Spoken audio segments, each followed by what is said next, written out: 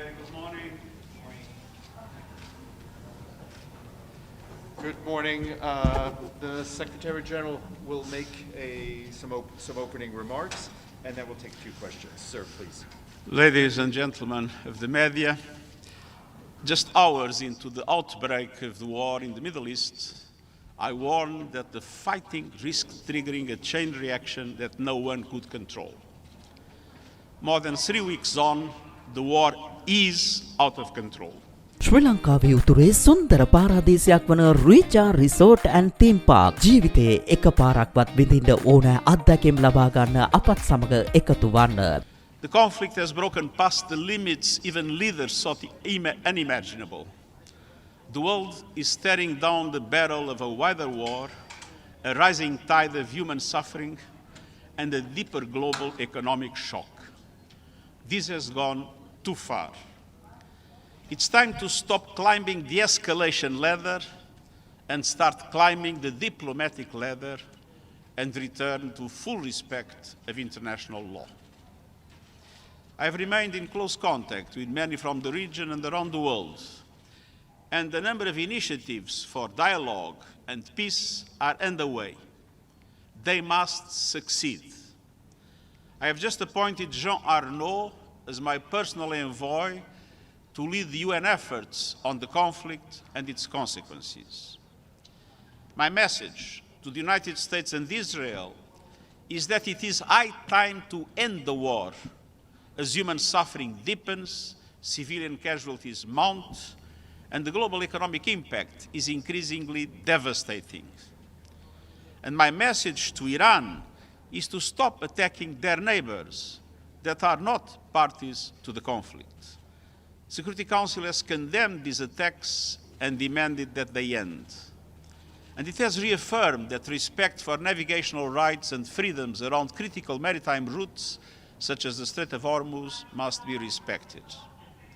The prolonged closure of the strait is choking the movement of oil, gas, and fertilizer at a critical moment in the global planting season. Across the region and far beyond, civilians are enduring serious harm and living under profound insecurity.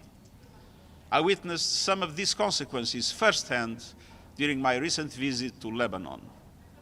There too, the war must stop. Hezbollah must stop launching attacks into Israel, and Israel must stop its military operations and strikes in Lebanon, which are hitting civilians the hardest. The Gaza model must not be replicated in Lebanon. Around the globe, markets are in turmoil, humanitarian operations are constrained, and on every front, the shockwaves are falling hardest on those who bear no responsibility for this conflict. The poorest, the most vulnerable, the least able to absorb yet another blow. The UN system is deeply engaged in trying to minimize the consequences of the war. And the best way to minimize those consequences is clear. End the war immediately. War is not the answer. We need a way out of this disaster. Diplomacy is the way out. Full respect of international law is the way out. Peace is the way out. And I thank you. Thank you very much. Edie? Thank you very much, Mr. Secretary General. Edith Lederer from the Associated Press. We hear that the United Nations is naming an envoy to try to promote diplomacy.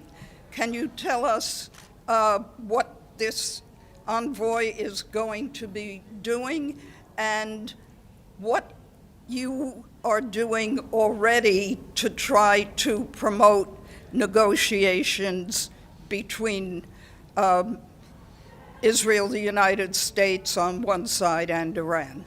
You will be doing more directly on the ground, as I try to do from New York. You'll be doing everything possible to support all the efforts for mediation, all the efforts for peace, to be in contact with all the parties, and at the time to look into the aspects in which this conflict is having a dramatic impact in the region, with the suffering of civilians in the region, and around the world, with an impact on the global economy that is causing tremendous trouble for the less developed countries. Gabriel? Just the end of my question, what role have you been trying to play? I've been in close contact with all those that I believe can help to try to put an end to this horrible conflict. Gabriel? Mr. Secretary General, Gabriel Elizondo, Al Jazeera English. Good morning. As you might know, Iran has already rejected the proposal that the U.S. has put on the table. And already, as you're calling for de-escalation, the President Trump is sending thousands of more troops to the region. It seems like it's more escalation. How much longer can this go on, and what specifically is your message now, given how close we are potentially to more escalation? My message is that diplomacy must prevail. And diplomacy requires sincere dialogue. We have mediators that have offered their services. They are very engaged. And I'm hopeful that independent of the positions, the present positions that were expressed by the parties to the conflict, there will be a way in which they can come to an understanding to end this horrible conflict. Because the consequences of the conflict that is totally out of control at the present moment are absolutely devastating.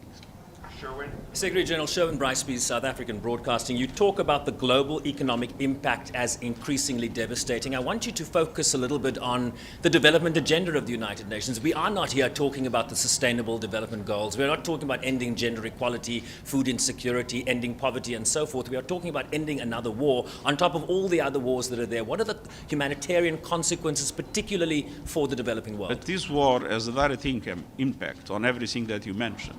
Sustainable development goals, poverty. I mean, just to give an example, the Gulf countries are strong suppliers of the raw materials for nitrogen fertilizers.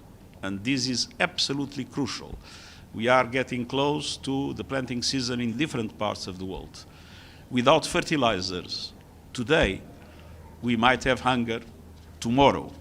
So just this example, not to mention, of course, the horrible impacts that are caused by the oil and gas restrictions, which are causing a huge spike in prices that can trigger inflation across the board and put the developing countries, mostly those that are indebted, mostly those that have no resources to be able to cope with this dramatic increase in energy prices, all these countries will be in an extremely difficult situation, and their populations will, of course, suffer with more hunger, with more poverty, with more difficulties to implement the vital aspects that are the support of human life. Thank you very much.